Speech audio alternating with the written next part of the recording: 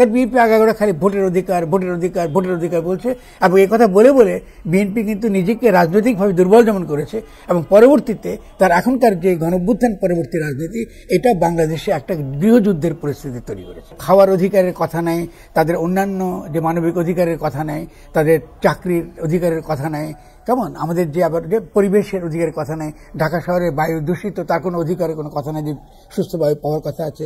আপনি বিষাক্ত খাদ্য খাচ্ছেন, আপনি যে খাবেন কেমন সেই খাদ্যের কোনো অধিকার নেই, কোনো অধিকারের কথা না, খালি ভোটাধিকার দাও ভোটাধিকার দাও ভোটাধিকার দাও। একটা নতুন রাজনৈতিক দল হচ্ছে তো কি হচ্ছে, খুব ভালো হচ্ছে। নতুন রাজনৈতিক দল গঠন করা ছাড়া, নতুনভাবে চিন্তা করা ছাড়া, জনগণকে নতুনভাবে তাদের শক্তি গণশক্তিকে পরিবর্তন করা ছাড়া বাংলাদেশ অগ্রসর হবে কিভাবে? আপনি কি নির্বাচন করে এই অবস্থা বোঝাতে পারবেন?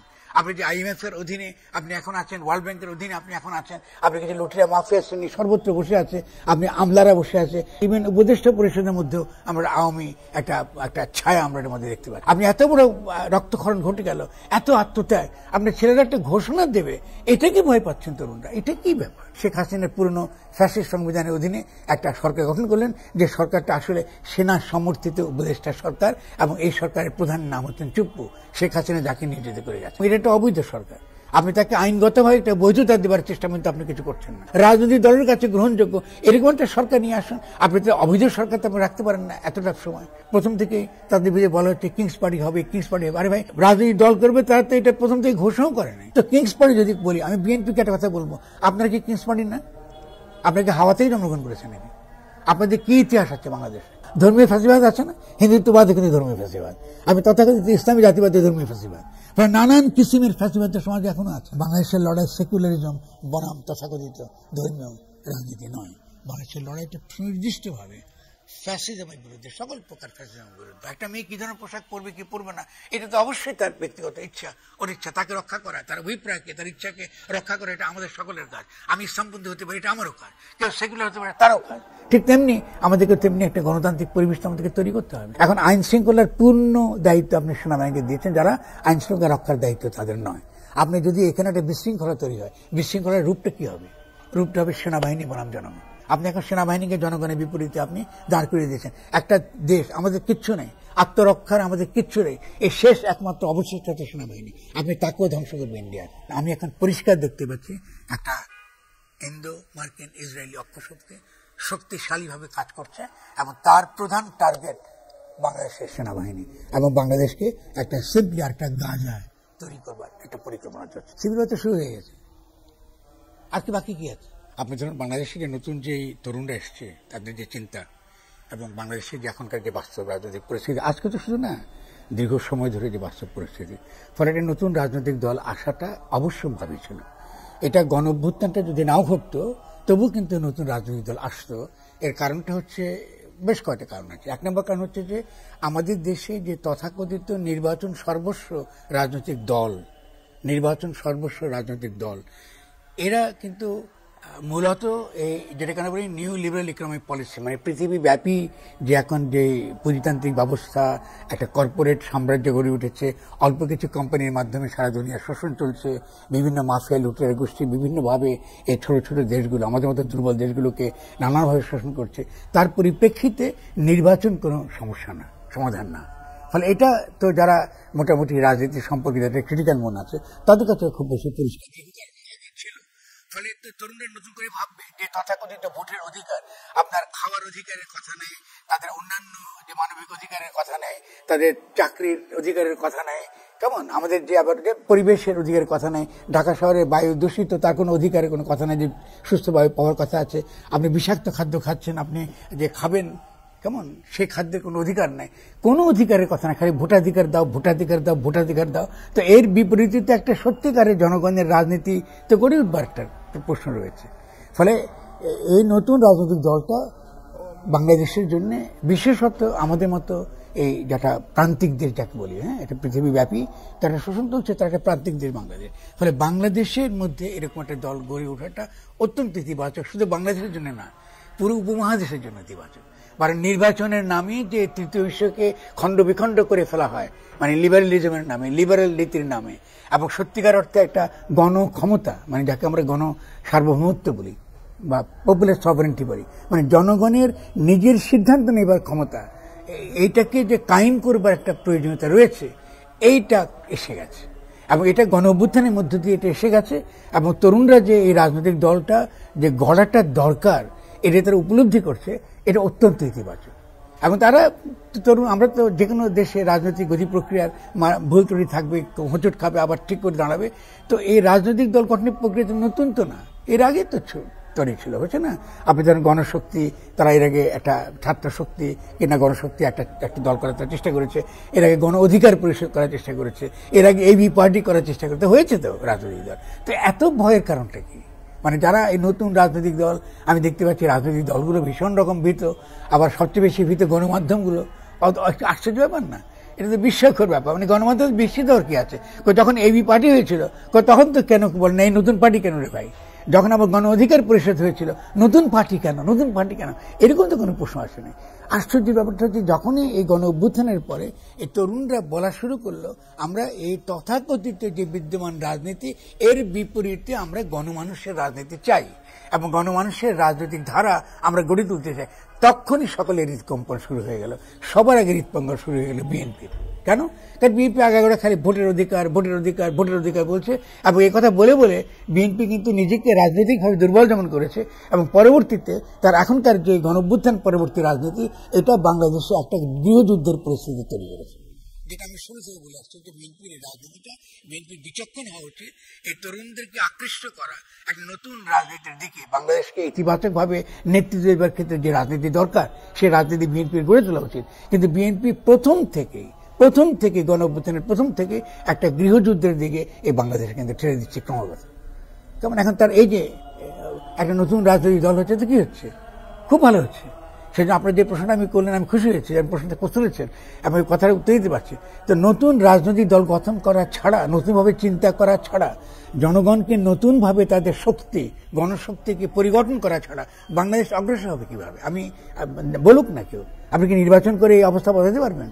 আপনি যে IMF এর অধীনে আপনি এখন আছেন, ওয়ার্ল্ড ব্যাংকের অধীনে আপনি এখন আছেন, আপনি কিছু লুটিয়া মাফিয়া শ্রেণী সর্বত্র বসে আছে, আপনি আমলারা বসে আছে, এত বড় গণ অভ্যুত্থানের পরে সব কিছু আওয়ামী আমলারা কিন্তু আপনার ক্ষমতায় বসে আছে। আপনি দেখতে পাচ্ছেন যে বিভিন্ন উপদেষ্টা পরিষদের মধ্যেও আমরা আওয়ামী একটা ছায়া আমরা এর মধ্যে দেখতে পাচ্ছি সর্বত্র। আপনি ছেলেরা একটা ঘোষণাপত্র দিতে দিচ্ছে, আপনি একটা ঘোষণাপত্র করতে দেন নাই, এটা কেমন কথা? আপনি এত বড় রক্তক্ষরণ ঘটে গেল, এত আত্মত্যাগ, আপনার ছেলেরা একটা ঘোষণা দেবে, এটাকে ভয় পাচ্ছেন? এটা কি ব্যাপার? এটা আশ্চর্যজনক ব্যাপার। আর দ্বিতীয়ত হচ্ছে ডক্টর ইউনূস বলতেছেন যে ঘোষণাপত্র রাষ্ট্র দেবে, এই সরকার দেবে, ঠিক না? আপনি যে তিনি দেবেন সকল পক্ষের মতামতের ভিত্তিতে তারা নাকি ঘোষণাপত্র। আরে ভাই, সকল পক্ষের মতামতের ভিত্তিতে ঘোষণাপত্র হয় নাকি? পৃথিবীর কোথায় হয়েছে? গণ অভ্যুত্থানের পরে জনগণ কি চায়, তাদের আকাঙ্ক্ষা, তাদের অভিপ্রায় ব্যক্ত করে তারা একটা ঘোষণা দেয়। 10ই এপ্রিলে আমরা যখন মুক্তিযুদ্ধ করেছিলাম, আমরা কি সেই মুক্তিযুদ্ধের মাঝখানে আমাদের ঘোষণাপত্র দিতে হয়েছে না? অবশ্যই দিতে হয়েছে যে আমরা সাম্য, মানবিক মর্যাদা, সামাজিক ন্যায় বিচারের ভিত্তিতে নতুন রাষ্ট্র করতে চাই। এই ঘোষণা দিতে চেয়েছে, 2 লাইনে কথা বলবে তারা। তো তরুণদেরকে একটা ঘোষণা করতে দেননি আপনারা, এটা তো হতে পারে না। এই যে ক্রমাগত তরুণদেরকে আপনি তাদেরকে দোষারোপ করছেন, তা প্রত্যেকটা ক্ষেত্রে ভীতিকর একটা পরিস্থিতি তৈরি করছেন, ওরা কি করবে? এবং এখন প্রত্যেকটা এই যে আপনার প্রশ্নের মধ্যে দেখুন, এটাই কিন্তু গণমাধ্যমের একমাত্র প্রশ্ন যে রাজনৈতিক দল এটা কি হবে? ভালো হবে, খুবই ভালো হবে। এবং তারা যে সমস্ত কিছু বাধা উপেক্ষা করে একটা রাজনৈতিক প্রক্রিয়ার মধ্যে গেছে, এটা তো খুবই ভালো। আমাদের উচিত হবে তার জন্য একটা সঠিক রাজনৈতিক দল গড়ে তুলতে পারে। এবং শুধু তাই না, আপনি দেখুন তরুণরা একটা কম্প্রোমাইজও করেছে, একটা আপোষও তারা করেছে এবং আপোষটা তো খুবই ইতিবাচক আমি মনে করি। আমার যে রাজনীতি সেখান থেকে আমি মনে করি গণঅভ্যুত্থানের পরে একটা সভাপতি, একটা পূর্ণ ক্ষমতা সম্পন্ন একটা অন্তর্বর্তীকালীন সরকার গঠন করা উচিত ছিল। সেখানে তরুণদের সঙ্গে আপনার বিশ্বাসঘাতকতা করা হয়েছে। আপনি কি করলেন? এটাকে শেখ হাসিনার পুরনো ফ্যাসিস্ট সংবিধানের অধীনে একটা সরকার গঠন করলেন, যে সরকারটা আসলে সেনা সমর্থিত উপদেষ্টা সরকার এবং এই সরকারের প্রধান নাম হচ্ছেন চুপ্পু। শেখ হাসিনা যাকে নিয়োজিত করে গেছেন, তিনি শুধুমাত্র সরকার প্রধান নন, তিনি কিন্তু সেনাবাহিনীরও কিন্তু প্রধান। তো আমরা তো, আপনি তো জনগণের সঙ্গে তামাশা করলে তো চলবে না। কিন্তু এটা কিন্তু আপনি আজকে 6 মাস চলে যাচ্ছে, আপনি কিন্তু কোনো রকম পরিবর্তন আপনি করেন নাই এবং এটা একটা অবৈধ সরকার। আপনি তাকে আইনগতভাবে একটা বৈধতা দেওয়ার চেষ্টা কিন্তু আপনি কিছু করছেন না। যে চেষ্টা করবেন যে ঠিক আছে, আপনারা যদি সংবিধানের ভিতরে থাকেন তাহলে সংবিধানের মধ্যে সকলের কাছে গ্রহণযোগ্য, রাজনৈতিক দলের কাছে গ্রহণযোগ্য এরকম একটা সরকার নিয়ে আসুন। আপনি তো অবৈধ সরকার তো আপনি রাখতে পারেন না এতটা সময়। সেখানে বিএনপির ভূমিকাটা কি, সেখানে জামাত ইসলামের ভূমিকাটা কি? প্রত্যেকটা রাজনৈতিক দলের ভূমিকাটা আত্মঘাতী, ক্ষতিকর। এই 100 কোটি লোক নিয়ে যাবো কোথায় আমরা? আপনি তো একটা অবৈধ সরকার। আমি যে কালকে যদি ট্রাম্প আসার পরে ট্রাম্প এবং মোদি মিলে এই 12 তারিখে বলে তারা সিদ্ধান্ত গ্রহণ করে তারা বাংলাদেশ তাদের সিকিউরিটি প্রবলেম এবং বাংলাদেশে তারা কি জাতিসংঘের সেনাবাহিনী পাঠাক কি আজকে কি বলে ইসরায়েলের মতো আপনার ভারতীয় সেনাবাহিনী পাঠাক, আপনি এটাকে মোকাবেলা করবেন কিভাবে? এই যে কাণ্ডজ্ঞানহীন এবং দূরদর্শিতা ছাড়া এই যে একটা সরকার ডক্টর ইউনূস যে তিনি বসে আছেন এতটা দিন 6 মাসগুলো বারবার তাকে আমরা বলছি এটা বিপজ্জনক, এটা বিপজ্জনক, এটা বিপজ্জনক, তিনি কিন্তু কোনো পদক্ষেপ তিনি গ্রহণ করছেন না। এবং শুধুমাত্র সেটা করছেন না, তিনি সেনাবাহিনীকে মারাত্মক বিপদের দিকে ঠেলে দিচ্ছেন। কারণ পুলিশ নেই, আপনি আইন শৃঙ্খলা রক্ষার কোন রকম আপনার ব্যবস্থা আসলে নেই। একমাত্র জনগণের তাদের সচেতনতার কারণে যতটুকু তারা সজ্ঞার এবং সচেতন তার মধ্য দিয়ে কিন্তু এই দেশটা চলছে। সত্যিকার অর্থে কিন্তু আপনার প্রশাসন বলতে কিছু নেই, সেখানে একমাত্র দায়িত্ব আছে সেনাবাহিনীকে। ফলে সেনাবাহিনীকে আপনি জনগণের বিপরীতে দাঁড় করাচ্ছেন। কারণ সেনাবাহিনী যখন সেনাবাহিনী তো অভ্যস্ত না, সেনাবাহিনী তো আপনার এই ধরনের আইন শৃঙ্খলা রক্ষা করার ক্ষেত্রে তার তো ট্রেনিং না, তার ট্রেনিং হচ্ছে শত্রুকে দেখবা, শত্রুকে গুলি করবা। তো এর দায়িত্ব কে নেবে পরবর্তীকালে? আপনি কি এই একটা সেনাবাহিনী আছে বাংলাদেশে, একটা দুর্বল সেনাবাহিনী, এটাকে ধ্বংস করবেন? কারণ তাকে তো দরকার নাই দেশ কাজটা করার জন্য। তাহলে আপনার কি করা দরকার ছিল যে সঠিক লিগ্যাল প্রসেস, জনমতটা কি, সমাজে যারা সত্যি করতে আইন বোঝে, আমরা যারা প্রথম থেকে আপত্তি করছি যে এই সরকার অবৈধ সরকার, এটাকে বৈধতা দেবার প্রয়োজন আছে জনগণের আকাঙ্ক্ষার ভিত্তিতে, অভিপ্রায়ের ভিত্তিতে। এবং গণ অভ্যুত্থানের পরে আপনি গণ অভ্যুত্থানের যে সরকার তার কোনো আইনি কোনো স্বীকৃতি তার লাগে না, সে জনগণের অভিপ্রায়ের ভিত্তিতে সে নির্বাচিত, সে ইতিমধ্যেই কিন্তু বৈধ। অথচ তাকে খামাখা একটা অবৈধ সরকার আপনি বসিয়ে রেখেছেন আমাদের ঘাড়ের উপরে। তা আপনি কি করে চলবেন? এই পরিস্থিতিতে ছাত্ররা যদি বেরোতে চায়, তারা যদি বেরোতে চায় তো বেরোতে তারা চেষ্টা করেছে, তারা প্রত্যেকটা পদে পদে তারা কম্প্রোমাইজ করেছে। এত বড় আপনার আপোষ তরুণরা করেছে, তারপরে তো তরুণদের প্রতি আমাদের বাহবা দেওয়া উচিত, যারা প্রত্যেকটা মুহূর্তে কোনো প্রকার রক্তক্ষয়ী, কোনো প্রকার দ্বন্দ্ব এটা তারা অ্যাভয়েড করে গেছে। কিন্তু তাদের আবেগকে, তাদের আত্মত্যাগকে তারা বুক পেতে তারা শহীদ হয়েছে, কোনো মূল্য দেওয়া হয়নি, কোনো প্রকার মূল্য দেওয়া হয়নি। এটার তো একটা জবাব দিতে হবে প্রত্যেককে। তারপরে গিয়ে আপনি এখন 32 সালে যখন আবার ভাঙা হলো তখন সকলের হই হই রই রই, সকলে মহা দরদে একজন প্রত্যেকে তাদের দরদে উঠলে পড়ছে আওয়ামী লীগের জন্য। আশ্চর্যের ব্যাপার, এটা তো হতে পারে না। আপনি তো ক্রমাগত আমি শুরু থেকে খেয়াল করেন ঘটনাটা কি ঘটেছে। ফলে এই পুরো ঘটনা ঘটাবার জন্য যারা এই 5ই আগস্টের পরে এই তথাকথিত ফ্যাসিস্ট সংবিধানের অধীনে এই সরকারকে শপথ নিতে বাধ্য করেছে, তারাই কিন্তু এই বর্তমান পরিস্থিতির জন্য তারাই প্রত্যেকটা ক্ষেত্রে একটা পর একটা তারা চাল খেলে যাচ্ছে এবং ছাত্ররা তাকে মোকাবেলা করার চেষ্টা করছে এবং তারা অত্যন্ত বিচক্ষণতার সঙ্গে তারা এটাকে মোকাবেলা করছে। ছাত্ররা তো একবারে বলে যে আমরা সশস্ত্র কায়দায় এটাকে মোকাবেলা করবো, তারা সিম্পলি জনগণের অভ্যুত্থানের দ্বারা, গণশক্তির দ্বারা, গণ আন্দোলনের দ্বারা এটা মোকাবেলা করার চেষ্টা করছে। এই বিচক্ষণতা, তরুণদের এই বিচক্ষণতা, আমি ধরুন ব্যক্তিগতভাবে বলুন, আমি তাদের যে রাজনীতি করবার দ্বারা চেষ্টা করেছে শুনেছেন, আমি তো সমালোচনা করে এসেছি, ওদের সবাতে সমালোচনা করেছি যে তোমরা তো লিবারেল মডেল ফলো করছো, এটা বিপজ্জনক। তারপরেও আমি তাদেরকে প্রশংসা করবো, এটা বিচক্ষণ। কেন বিচক্ষণ? যেহেতু এই লিবারেল পরিমণ্ডলের বাইরে আমাদের সমাজ এখনো ভাবতে পারছে না। কারণ যারা লিবারেল চিন্তা করে, যারা সংঘর্ষ বা হানাহানি এটাকে এড়াতে চায়, কেমন ঠিক আছে, তাদের যে আশঙ্কা, এই আশঙ্কার কথা খেয়াল রেখে তারা কিন্তু একটা রীতিমতো কি একটা গণ আন্দোলনমুখী বা নির্বাচনমুখী একটা দল করতে চেয়েছে। তো কি দোষ? এটা তো খুবই ভালো। আপনি তো তারা তো বলছেন আমরা কালকে সশস্ত্র পন্থা এই সরকারকে উৎখাত করে গণ অভ্যুত্থানকে পূর্ণ বিজয়ের দিকে নিয়ে যাবো না, তারা তো একবারও বলেননি। আপনি এই যে তরুণদের বিচক্ষণতা, তার যে দূরদৃষ্টি, আমি প্রথম থেকে বলেছি যে যারা তরুণদেরকে যারা নেতৃত্ব দিচ্ছে তাদের বিচক্ষণতা সম্পর্কে যারা প্রশ্ন তুলছে, তাদের চেয়ে বোকা, তাদের চেয়ে কাণ্ডজ্ঞান বর্জিত লোক পৃথিবীতে আমি দেখিনি। আশ্চর্যের বিষয়, পৃথিবীতে এত অসাধারণ তারুণ্যের যে শক্তি আমরা দেখেছি, চিন্তা করবার শক্তি তার দেখেছি, রণকৌশলগত পদক্ষেপ সঠিকভাবে নেবার ক্ষেত্রে তাদের যে চেষ্টা, তারা বিভিন্নভাবে বিভক্ত হয়ে যাচ্ছে, বারবার বারবার তাদেরকে এটা আবার জড়ো করছে, চেষ্টা করছে, তারা একটা শান্তিপূর্ণভাবে তার সকলের কাছে গ্রহণযোগ্য একটা পথে সকলের মতামতের ভিত্তিতে একটা রূপান্তর ঘটুক, একটা ইতিবাচক রূপান্তর ঘটুক, এটা তাদেরকে করতে দেওয়া হচ্ছে না। ফলে আমি আপনার প্রশ্নের বড় উত্তর দিলাম, কারণ এটা ব্যাখ্যা করার সুযোগ পাইনি, আপনাকে অনেক ধন্যবাদ জানাবো। কিন্তু পরিষ্কার এই তরুণদের এই যে দল করবার যাদের যে পদক্ষেপ, এটাকে আমি পূর্ণ নিঃশর্ত সমর্থন জানাই এবং এটা অত্যন্ত ইতিবাচক। আমাদের সকলের উচিত হবে পূর্ণভাবে তাদের এই প্রক্রিয়াকে সমর্থন করা এবং তাদের মধ্যে বিভক্ত সৃষ্টি করবার যারা চেষ্টা করছে বিভিন্ন এজেন্সি, দেশি বিদেশি এজেন্সি, এবং অনেকে অজ্ঞতার কারণে, তোমাদের মধ্যে অনেক ছোট ছোট গ্রুপ আছে অজ্ঞতার কারণে তাদের হয়েছে, এমনকি যারা নেতৃত্ব দিচ্ছে তাদের মধ্যে বোঝাবুঝির অনেক ভুল আছে, কারণ তাহলে আমরা এই বিপদের মধ্যে পড়তাম না। তারপরে তারা ভুল থেকে শিখছে এবং ভুল থেকে শিখে তারা সঠিক পদক্ষেপে তারা নিচ্ছে। প্রথম থেকে তাদের বিরুদ্ধে বলা হচ্ছে কিংস পার্টি হবে, কিংস পার্টি হবে। আরে ভাই, রাজনৈতিক দল করবে তারা তো এটা প্রথম থেকে ঘোষণাও করে নাই, তখন থেকে কিংস পার্টি হচ্ছে। তো কিংস পার্টি যদি বলি, আমি বিএনপিকে একটা কথা বলবো, আপনারা কি কিংস পার্টি না? আপনাকে হাওয়াতেই জন্মগ্রহণ করেছেন নাকি? আপনাদের কি ইতিহাস আছে বাংলাদেশে? আপনি জিয়াউর রহমান ক্ষমতা আসার পরে কিংস পার্টি হিসেবে এটা গড়ে উঠেছে। তো কিংস পার্টি কি জাতীয় পার্টি না? তাহলে এইসব যে আমরা কথাবার্তা বলি, এবং শুধু তাই না, আপনি দেখেন 11 সময় কি ওই যে কর্নেল ইব্রাহিমের কিংস পার্টি হয়নি? 11 সময় নানা রকম সংস্কারের নামে নতুন বিএনপিকে ভেঙে নতুন নতুন কিংস পার্টি করার চেষ্টা হয়েছে না? তো এত কিংস পার্টি নিয়ে এত ভীতি ভয়ের কি কারণ আছে? যদি হয়ে থাকে ঠিক আছে, তো সেটা তো হবে। আমি তো মনে করি যে ইতিমধ্যে তরুণরা যেটা বলছে, খেয়াল করুন, যে আমরা যদি দল করি তাদের এই চাপের মুখে যে আমরা সরকার ত্যাগ করে আমরা দল করব, আমি মনে করি এটা ভুল সিদ্ধান্ত তাদের। তারা অবশ্যই সরকারে থাকবে, তারা এই সরকার তারা তাদের আন্দোলনের মধ্য দিয়ে এটা গঠিত হয়েছে। তারা আন্দোলন করে সরকার, রক্ত দিয়ে সরকার তারা প্রতিষ্ঠা করেছে। ফলে তারা সরকারের থেকে নতুন দল করবার 100% অধিকার তাদের রয়েছে। তাদের এখান থেকে পদত্যাগ করার কোনো যুক্তি নেই। এরপরে তাদের পিছিয়ে আসছে সমালোচনার মুখে।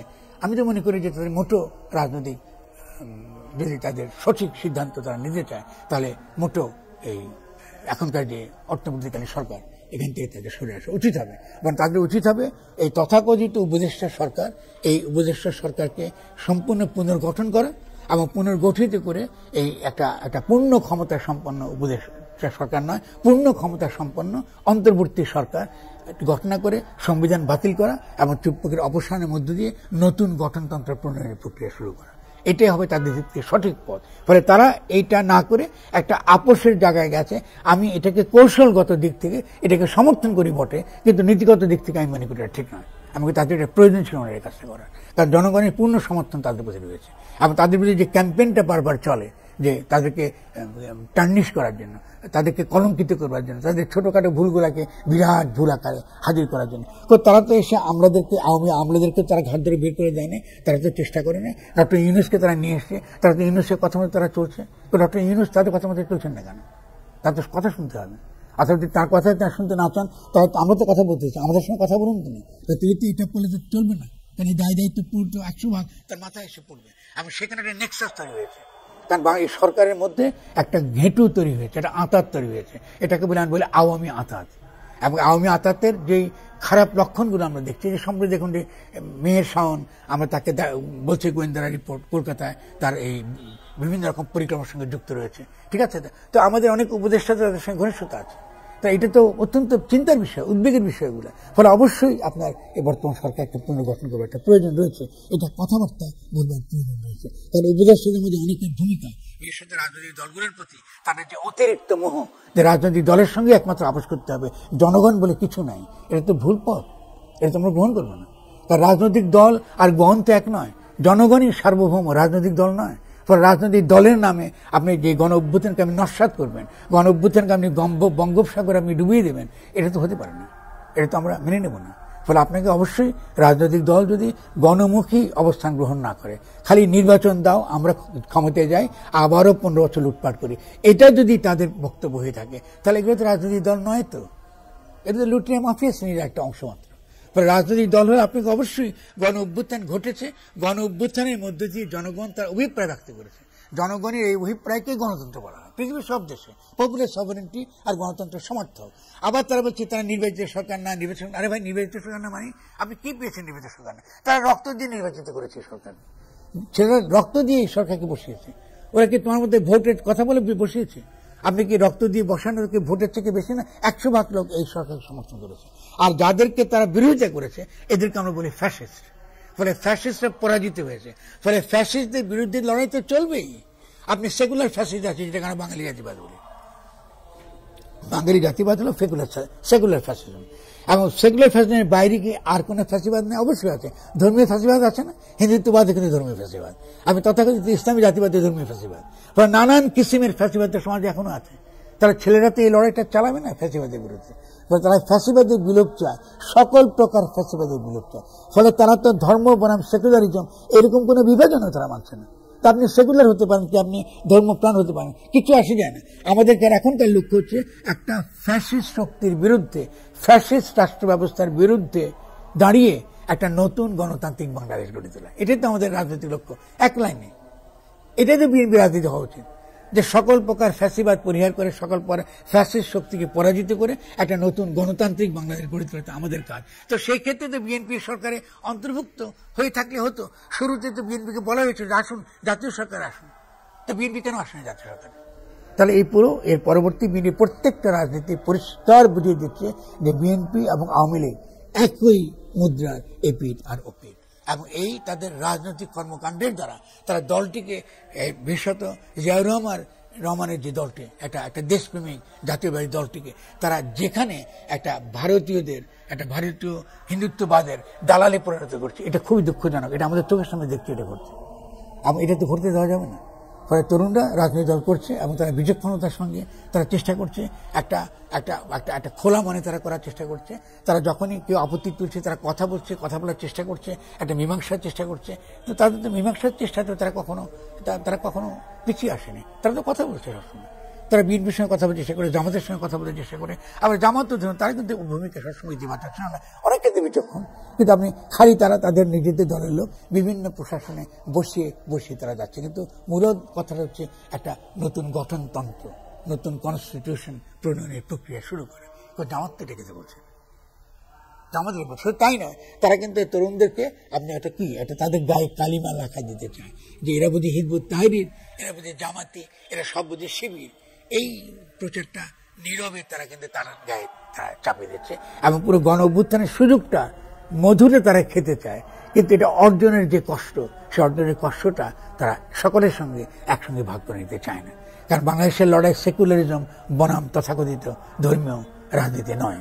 বাংলাদেশের লড়াইটা সুনির্দিষ্টভাবে ফ্যাসিজমের বিরুদ্ধে, সকল প্রকার ফ্যাসিজমের বিরুদ্ধে জনগণের লড়াই, জনগণের অভিপ্রায়, জনগণের গণতান্ত্রিক ইচ্ছা, এটাকে বাস্তবায়ন করাটা হচ্ছে এখন আমাদের কাজ।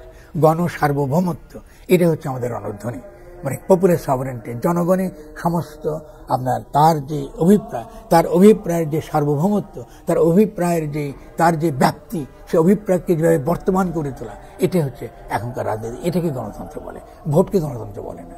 ভোটকে গণতন্ত্র বলে না, এটা ভুল। এটা শিখিয়েছে আমরা পাশ্চাত্য থেকে শিখেছি, ভোট হচ্ছে গণতন্ত্র চর্চা করা। কিন্তু গণতন্ত্র তো থাকতে হবে আগে। আপনার তো বাড়িটা আগে বানাবেন, তারপর তো ওখানে বাস করবেন। ফলে আপনি তো রাষ্ট্রটাই বানান নাই, আপনি সরকার বানাবেন কি করে? এই যে বিএনপি আপনি খালি নির্বাচন চাইছি, খেয়াল করেন, আমি সরকার করতে চাইছি, তো ঠিক আছে, সরকারটা কিসের সরকার হবে? তো একটা রাষ্ট্রের সরকার হতে হবে। তো তোমার রাষ্ট্রটা কি, কোন অবস্থা আছে? তুমি ওই 72-এর সেখানে ফেলে যাওয়া ফ্যাসিস্ট সংবিধানের অধীনে রাষ্ট্র বানাবা? তুমি সংস্কার করবা যে আমি ক্ষমতায় গিয়ে সংস্কার করবো? এখন করতে পারছো না কেন? এখন তুমি কি ধরনের রাষ্ট্রতে বলো? এখন তো শেখ হাসিনা নেই, এখন বলছে না কেন? তাহলে তার বলার ক্ষমতা নেই, কারণ সে মূলত আওয়ামী লীগের সঙ্গে সেটা আঁতাত করেছে। এই আঁতাতটাই বাংলাদেশের গৃহযুদ্ধের দিকে, এই যে আজকে ধরুন 32 নম্বরে যে এখনকার যে আমরা যে ঘটনাগুলো দেখলাম, তো ওই ছাত্রছাত্র এই 32 নম্বর কিন্তু কখনো টার্গেট করেনি। আপনি যদি মনে করেন যে হঠাৎ করে এতদিন পরে আপনার হাসিনা দিল্লিতে বসে একটা ভাষণ দেওয়ার সিদ্ধান্ত গ্রহণ করেছে, তার কি ভূরাজনৈতিক পরিপ্রেক্ষিত নাই? আমরা কি বোকা সকলে? আপনি মোদি দেখা করতে যাবে ফেব্রুয়ারিতে 12 তারিখে, মোদিকে এমনকি ট্রাম্প তার অভিষেকে দাওয়াত পর্যন্ত দেয়নি, তারপরে তাদের সঙ্গে একটা আঁতাত গড়ে উঠছে আমরা দেখছি, ঠিক আছে না? আবার সে আঁতাতটা একটা ভূরাজনৈতিক নতুন সমীকরণ চলছে এখন।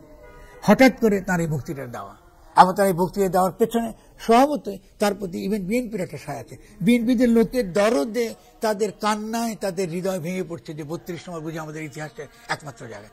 32 নম্বরতে বাকশালের উৎপত্তি হয়েছে, 32 নম্বরতে আপনার এখানে ফ্যাসিজমের ভিত্তি ওটা। আপনি তো এই ঘটনাটা ঘটতে দিয়েছেন, ছাত্রদের এটা ঘটাতে চাইনি।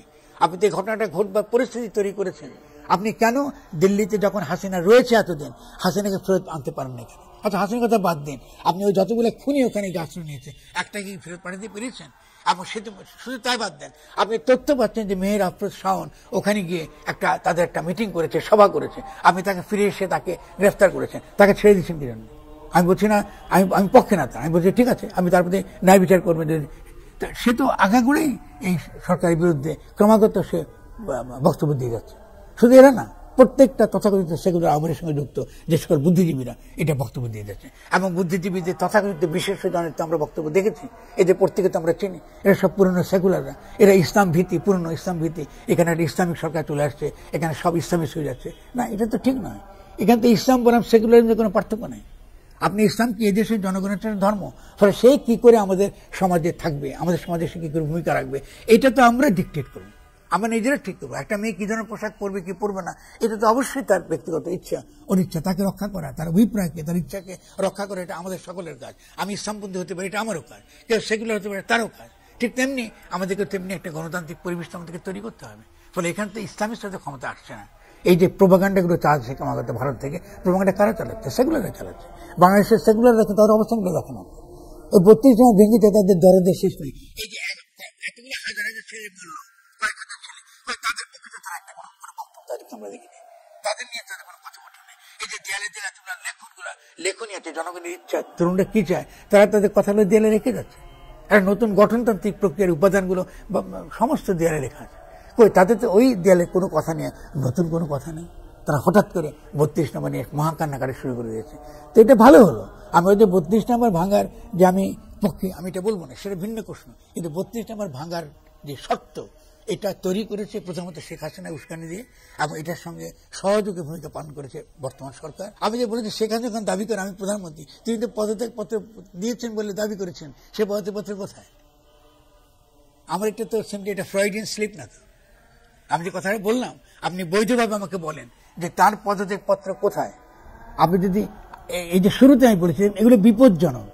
আপনি যখনই একটা আইনি প্রশ্নকে যখন মীমাংসা করেন না, তখন বিপদ আকারে থাকে। মানে আপনি মীমাংসা করেন নাই বলে আজকে শেখ হাসিনা দিল্লিতে বসে কথাগুলো বলতে পারছে। যদি আপনাকে তাকে আইনিভাবে তাকে অপসারণ করতেন, তাহলে এই কথা বলার, বক্তব্য দেবার সাহসও তার হতো না, এবং এটা কূটনৈতিকভাবে ভারতও এটা গ্রহণ করতো না। আমি তো একটা এতটুকু কাণ্ড জ্ঞানটুকু তো আমাদের থাকা উচিত যে শেখ হাসিনা যে বক্তব্য দিচ্ছে না কেন, এর পেছনে দিল্লির সমর্থন আছে।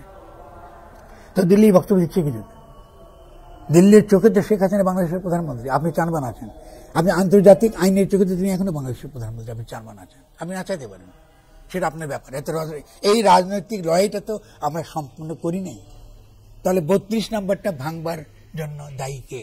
1 নম্বর শেখ হাসিনা, 2 নম্বর বর্তমান সরকার, 3 নম্বর বর্তমান সরকারের মধ্যে যারা আওয়ামী লীগের সঙ্গে সম্পর্ক রেখে, আঁতাত রেখে একটা আইনি সমাধান দেবার চেষ্টা করতে পারবে। যারা আইনি সমাধান দিয়েছে বাংলাদেশের এই বর্তমান এই গণঅভ্যুত্থান পরবর্তী কি ধরনের রাষ্ট্র হবে, এটা শেখ হাসিনার ফ্যাসিস্ট সংবিধান দিয়ে যারা নির্ণয় করেছে, এর জন্য 100% দায়ী তারা। তারাই আঁতাতটা করেছে, তারা এই যেটাকে আমরা বলি এই ব্যবস্থাটা তারা বহাল রেখেছে। তাহলে 32 নম্বর ভাঙার রাজনৈতিক তাৎপর্য হলো এই যে এই যে সকল আওয়ামী শক্তিগুলো সরকারের মধ্যে এবং সরকারের বাইরে সক্রিয়, তাদের প্রতি একটা হুঁশিয়ারি বার্তা। এবং হুঁশিয়ারি বার্তা তো তারা শোনেন নাই। এবং বিএনপির আমি একটু বলেছি, বিএনপির প্রত্যেকটা ভূমিকা বাংলাদেশকে আরো বিভাজিত করছে, ঐক্যের চেয়ে বিভক্তি তৈরি করছে। এবং তরুণদের যে আকাঙ্ক্ষা, ইচ্ছা, অভিপ্রায়, এটাকে যখন তারা শুনছে না, এটা ক্রমশ একটা আরো বিশৃঙ্খল পরিস্থিতির দিকে যাবে। এই যে না শোনাটা, আপনি শুনছেন না, এটাই তো আমি রাজনীতি। আমি শুনবো না, না শুনে বাংলাদেশে একটা বিশৃঙ্খল পরিস্থিতি তৈরি করব, তারপরে তথাকথিত সাংবিধানিক অর্থে বা আন্তর্জাতিক আইনের চোখে এই যে যিনি বৈধ প্রধানমন্ত্রী, তাকে এসে আবার বাংলাদেশের ক্ষমতায় বসিয়ে দিব। এইটাই তো রাজনীতি। আপনি তো এই খেলাটা খেলছেন বাংলাদেশের জনগণের সঙ্গে। ফলে তরুণদেরকে সাবধান হতেই হবে। তারা এত জীবন দিয়ে এটাকে উৎখাত করেছে, তারা কি আবার এটার জন্য আবারও তারা জীবন দেবে নাকি? এবং আমি মনে করি এটা আরো বিপজ্জনক হবে এই কারণে, কারণ এখনকার যে সেনাবাহিনী, এই সেনাবাহিনী মনে রাখবেন, হতে পারে যে শেখ হাসিনা আমলে বিভিন্ন জেনারেলদের তিনি নিয়োগ দিয়ে গিয়েছেন, ঠিক আছে। এখন আইন শৃঙ্খলার পূর্ণ দায়িত্ব আপনি সেনাবাহিনীকে দিয়েছেন, যারা আইন শৃঙ্খলা রক্ষার দায়িত্ব তাদের নয়। আপনি যদি এখানে একটা বিশৃঙ্খলা তৈরি হয়, বিশৃঙ্খলার রূপটা কি হবে? রূপটা হবে সেনাবাহিনী বনাম জনগণ। সিভিল হতে শুরু হয়ে গেছে, আর কি বাকি কি আছে? সিভিল হতে মানে বসে সবসময় হানাহানি হতে হবে তা তো না। আপনি তো সিভিল ওয়ার প্রথম দিনই আপনি শুরু করেছেন, যখন আপনি একটা পূর্ণ ক্ষমতা সম্পন্ন আপনি অন্তর্বর্তীকালীন সরকার গ্রহণ করেননি। পূর্ণ ক্ষমতা সম্পন্ন অন্তর্বর্তীকালীন সরকার গঠন করাটাই হলো আপনার এই যেটাকে বলেন সিভিল ওয়ার, আপনার গৃহযুদ্ধকে কি অতিক্রম পাশ কাটিয়ে যাবার, গৃহযুদ্ধ যেন না ঘটে, এটা না ঘটাবার আইনি এবং রাজনৈতিক শর্ত। কারণ ডক্টর ইউনূস সকল আইনি শক্তি তার কাছে। তিনি যা কিছু করবেন এটা হয়তো জনগণের পক্ষে তিনি করতেন। এখন তিনি যা কিছু করবেন তিনি পুরনো শেখ হাসিনার রাষ্ট্রের পক্ষে তিনি করবেন। সেনাবাহিনী এখন যা কিছু করবে তা শেখ হাসিনার পুরনো ফ্যাসিস্ট রাষ্ট্রের পক্ষে তারা ভূমিকা রাখবে। তারা তো সংবিধান বলে শেখ হাসিনা সেনাবাহিনী এবং তার প্রধান রাষ্ট্রপতি। আপনার সকালে বলছে না রাষ্ট্রপতি কিছু নয়, নিরীহ মানুষ, নিরীহ মানুষ। আমি কি বলি নিরীহ মানুষ? কারণ এটা তো শুধুমাত্র ক্ষমতার বদলটা ঘটছে। ক্ষমতার বদল তো আপনাকে চোখে দেখে হবে না। এটা তো এমন না যে আমি এখানে গ্লাস এক মাইট এখান থেকে এখান থেকে হবে। ঘটনাটা এভাবে ঘটে না। ক্ষমতাটা বদল লোকের গণচেতনার মধ্য দিয়ে, ঘটনাটা বদলটা এই ধরনের ঘটনার মধ্য দিয়ে। আপনি এখন সেনাবাহিনীকে জনগণের বিপরীতে আপনি দাঁড় করিয়ে দিয়েছেন। একটা দেশ, আমাদের কিচ্ছু নেই, আত্মরক্ষার আমাদের কিচ্ছু নেই, এই শেষ একমাত্র অবশিষ্ট হচ্ছে সেনাবাহিনী। আপনি তাকেও ধ্বংস করবেন ইন্ডিয়া। এবং এটা আমি আজকে আপনার এই ক্যামেরার সামনে সাক্ষ্য দিয়ে যাচ্ছি যে যদি এটাকে আমরা চলতে দিই, এই পুরো আজকে ট্রাম্প বা যেটাকে আমরা বলতে পারি দিল্লি, ওয়াশিংটন এবং আপনার ইসরায়েলের তেল আভিভের তাদের যে অক্ষশক্তি, এই অক্ষশক্তির যে প্রধান উদ্দেশ্য এই উপমহাদেশে হবে বাংলাদেশের সেনাবাহিনীকে বিলুপ্ত করা। এবং বাংলাদেশ সেনাবাহিনী যদি এখনই সতর্ক না হয় তাহলে এর মূল্য তাদেরকে চরমভাবে তাদেরকে দিতে হবে। এবং আজকে অনেক বেশি দায়িত্ব আমরা রাজনৈতিক দিক থেকে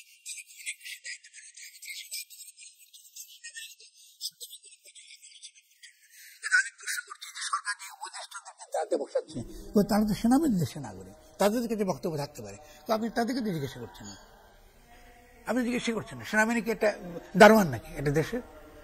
তাদের ওতে নাগরিক, তার সেও তো বাংলাদেশের সম্পর্কে তার একটা বক্তব্য থাকতে পারে, ঠিক আছে না? বা যদি তার কোনো যেখানে তার ভুল আছে সেই ভুল তাকে তো শুধরাবার সুযোগ আপনি দেবেন। শেখ হাসিনার অধীনে সে কমান্ড শুনেছে, শেখ হাসিনায় নাই, ফলে তাকে তো রূপান্তরে, তাকে তো একটা গুণগত রূপান্তরের সুযোগ আপনি দেবেন, সেটা তো আপনি দিচ্ছেন না। তাহলে আপনি গৃহযুদ্ধের পরিস্থিতি আপনি সম্পূর্ণ বহাল রেখেছেন কেন?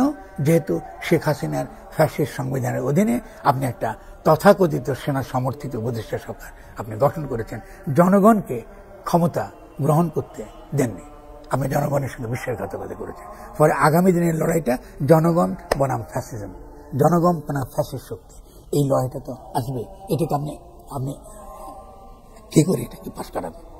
এখান থেকে আমরা একমাত্র পাশ কাটাতে পারি যে প্রশ্নটা আমি শুরুতে করেছেন, তরুণরা নতুন রাজনৈতিক দল করতে চায়, তরুণরা এই সমস্যার সমাধানে তাদের নিজস্ব একটা চিন্তা আছে এবং সেই চিন্তায় প্রচুর বিচক্ষণতা আছে, সেখানে যথেষ্ট দূরদর্শিতা রয়েছে। তাদের সঙ্গে কথা বলুন এবং তাদের কথা শুনতে যদি ভালো না লাগে আমরা তাদের পক্ষে যারা কথা বলার চেষ্টা করছি অন্তত আমাদের সঙ্গে কথা বলুন, আমরা কি বলতে চাইছি আসুন কথা বলি, কথা বলে দেখি আমরা কি করে সমাধানটা বের করতে পারি। কারণ আমাদেরকে অবশ্যই গৃহযুদ্ধ এড়াতে হবে, যে কোনো মূল্যে রক্তপাত এবং বিশৃঙ্খলা এড়াতে হবে। যদি এড়াতে হয় তাহলে ডক্টর ইউনূসকে কথা বলতে হবে। আপনি ওখানে তরুণরা আপনার ক্ষমতা বসিয়েছে, আরো 6 মাস চলে গেছে, 6 মাস কিন্তু আমরা অপেক্ষা করেছিলাম। আপনি এখনো পর্যন্ত একটা অবৈধ সরকার আকারে বসে আছেন আমাদের সামনে এবং আপনার চোখের সামনে কিন্তু 32 নম্বর ভাঙা হলো, আপনি রক্ষা করতে পারেন না কেন? যদি আপনি রক্ষা করতে না পারেন তাহলে সভাপতি জানমাল রক্ষার ক্ষমতা আপনার নাই, তাহলে এই হোম মিনিস্টার আপনি রেখেছেন কেন? স্বরাষ্ট্র মন্ত্রণালয়ে এই যিনি আছেন তার দায়িত্বটা কি, তার কি দায়? আমি শুধু তাই না, তিনি যে কিছু করতে পারেন তাকে আবার 2টা মন্ত্রণালয় দিয়ে রেখেছেন আপনি। স্বরাষ্ট্র মন্ত্রণালয় কৃষির মতো গুরুত্বপূর্ণ রুরাল এলাকায় সমস্ত, এটা মতো একটা, তার পক্ষে কি করে এতগুলো মন্ত্রণালয় চালানো সম্ভব? আপনি এক একটা উপদেষ্টা যারা মূলত ভারতের সঙ্গে যুক্ত, ইন্দো মার্কিন ইসরায়েলি অক্ষশক্তির সঙ্গে যেসব উপদেষ্টারা জড়িত, তাদেরকে 2টা 3টা করে মন্ত্রণালয় দিয়ে রেখেছেন। কি জন্য? ওয়াই? এই মন্ত্রণালয়গুলিতে আপনি 6 মাস শুরু, এখানে তো অনেক সিদ্ধান্ত হবে যেটা বাংলাদেশের পক্ষে বা বিপক্ষে, তা আপনি কেন দিচ্ছেন এগুলো? তা আপনি তো কথাগুলো বলতে তো হবে তাকে। ফলে একদিকে যদি আপনি বিএনপির দিকে তাকান তাহলে বিএনপির ক্ষোভেরও কারণ আছে। আপনি তো এইভাবে তো রাষ্ট্র চালাতে পারবেন না। আপনি যদি রাষ্ট্র চালাতে না পারেন তাহলে আমি বলুন আমি পালা চালাতে পারছেন না, তা আপনি নিলেন কেন চালাতে না পারেন? রাষ্ট্র তো ছেলে খেলা না, তাহলে আপনি যে সেই ক্ষেত্রে দায়িত্ববান হতে হবে। আমরা যে একটা প্রথম থেকে তাকে সমর্থন দিচ্ছি, তাকে সমর্থন দিয়ে সকলভাবে তাকে আমরা চেষ্টা করছি রক্ষা করতে, বিভিন্ন রকম আপনার দ্বন্দ্ব, বিভিন্ন রকম বিশৃঙ্খলা থেকে। তার তিনি তো এসে কথা বলেন না আমাদেরকে, বলুন আপনাদের বক্তব্যটা কি? আপনি উপর থেকে নিজের মতো করে ধরে ধরে ওই মার্কিন নাগরিক যারা এদেরকে ধরে ধরে আপনি বসিয়ে দিচ্ছেন ক্ষমতায়। আপনি শেষ দেখতাম যে আরেকজনকে একটা মার্কিন নাগরিককে বসে আপনি বাংলাদেশে বসিয়ে দিচ্ছেন। এত বড় গণঅভ্যুত্থান মানে মার্কিন নাগরিক কি করে আসে? আপনি বাংলাদেশে হতে পারেন, আপনি মার্কিন নাগরিকরা থাকবে কি জন্য? আমাদের বাংলাদেশের সংবিধান দূরা নাই, আমি তাদেরকে বাংলাদেশের গঠনতন্ত্র প্রণয়নের অধিকার দিয়েছি। আমি ব্যক্তি আকারে তাদের কথাই বলছি না, ব্যক্তি আকারে এটা ইররিলেভেন্ট। আপনি কিসের ভিত্তিতে যিনি একটা মার্কিন নাগরিক এবং তাকে মার্কিন নাগরিক হওয়া পরে আপনি যদি মার্কিনদের পরামর্শ চান তো সরাসরি মার্কিনদের সঙ্গে কথাই বলেন না কেন? আপনি সেই মার্কিন নাগরিক নিয়ে এসে বাংলাদেশের সংবিধান সংস্কার কি হবে সেখানে তাকে বসিয়ে দিয়েছে। এটা তো চরম অপমান এটা দেশকে। এই দেশকে তো আপনি এভাবে অপমানিত করতে পারেন না। তাহলে এটা কেন করবেন? এবং আপনি উপর থেকে এমন সব সংস্কারের কথা বলছেন যে সংস্কারগুলো অর্থহীন, মূল প্রশ্নের ধারে কাছেও নেই। কারণ পুরো গণঅভ্যুত্থানটা হচ্ছে গণসার্বভৌমত্ব, পপুলার সভারেন্টি কামের জন্য। দেখুন, এই সংস্কার কমিশনের কোনো বক্তব্য নেই তার সম্পর্কে। পপুলার সভারেন্টি ভিত্তিতে আমরা কি করে নতুন গঠনতন্ত্র প্রণয়ন করবো, এটাই তো ইস্যু। সেপারেশন পাওয়ারের তর্কটা আছে, ডিসেন্ট্রালাইজেশনের তর্কটা আছে, কিসের ভিত্তিতে করবো, এটা কোনো তর্ক নেই। এবং অন্য কথা বাদ দেন, খুব সিম্পল, আমরা কি আদৌ পার্লামেন্টারি ব্যবস্থা রাখবো নাকি আমরা একটা রাষ্ট্র ব্যবস্থা, মার্কিন যুক্তরাষ্ট্রের যে রাষ্ট্র সরকার ব্যবস্থা, এটাকে গ্রহণ করবো, এটা তো তর্কের বিষয়। আমাদের তো একসময় তো প্রেসিডেন্সিয়াল গভর্নমেন্ট ছিল, তো আমাদের সমাজে তো এই তর্কটা আমরা করি নাই। এইটা তো তর্কের বিষয় সাংবিধানিক সংস্কারের ক্ষেত্রে। প্রত্যেকটা ক্ষেত্রে আপনি দেখছেন এই সরকার আমাদেরকে ভীষণভাবে হতাশ করেছে। তা এতে 6 মাস চলে যাচ্ছে, আপনি আর কতদিন আপনি আমি ধৈর্য ধারণ করবো? এখন এই ধৈর্যটা কেন আমাকে একটু অধৈর্য মনে হচ্ছে, কারণ আমি এখন পরিষ্কার দেখতে পাচ্ছি একটা ইন্দো মার্কিন ইসরায়েলি অক্ষশক্তি শক্তিশালীভাবে কাজ করছে, এবং তার প্রধান টার্গেট বাংলাদেশের সেনাবাহিনী, এবং বাংলাদেশকে একটা সিম্পলি আর একটা গাজায় তৈরি করবার একটা পরিকল্পনা চলছে। এই যে বাংলাদেশকে গাজায় পরিণত করার জন্য আপনি যেগুলা করছেন, আপনি যে পরিস্থিতিটা বজায় রাখছেন, এটাকে পরিহার করবার পথটা কি, এটা নিয়ে আপনি আলোচনা করছেন না। আর আমাদের অনেকগুলো ভুল ধারণা আছে। ডক্টর ইউনূস মার্কিন যুক্তরাষ্ট্রের কাছে গ্রহণযোগ্য নন, এটা ভুল ধারণা। তিনি তো ক্লিনটন প্রশাসনের কাছে তিনি গ্রহণযোগ্য। ক্লিনটন প্রশাসন একটা ছিল একটা ওয়ার মঙ্গার মার্কিন যুক্তরাষ্ট্রে, তিনি যুদ্ধটা তার সময় চলেছে। সে ক্লিনটন বলুন, ওবামা বলুন, এবং তার যে সো-কল্ড ক্লিনটন ফাউন্ডেশন, এটা সবচেয়ে বেশি দুর্নীতিগ্রস্ত ফাউন্ডেশন আকারে মার্কিন যুক্তরাষ্ট্রে প্রতিষ্ঠিত। তার সঙ্গে রিপাবলিকানদের সম্পর্ক অত্যন্ত দুর্বল। ইউনূসকে তো আমরা ব্যক্তিগতভাবে তো আমরা আগে থেকে তো তাকে আমরা নিন্দা করবো, আমি এখন নিন্দা করতে রাজি নই। কারণ তিনি তার চেয়ে সেই মুহূর্তে তার চেয়ে ভালো মানুষ কে ছিল বলুন?